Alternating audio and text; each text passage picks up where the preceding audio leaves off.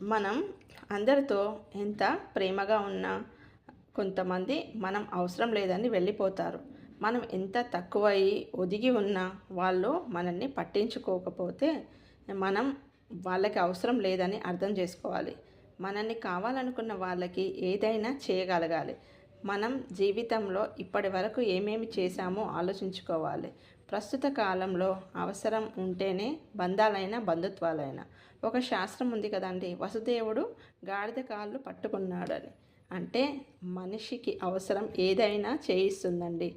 అవసరం ఉన్నప్పుడు మాట్లాడి అవసరం తీరాక పట్టించుకొని వాళ్ళ కోసం ఆలోచించి సమయాన్ని మనం వృధా చేసుకోవద్దు.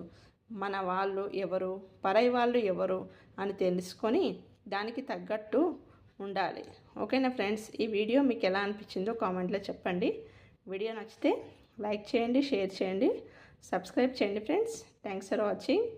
Bye, take care, have a nice day. Bye అండి.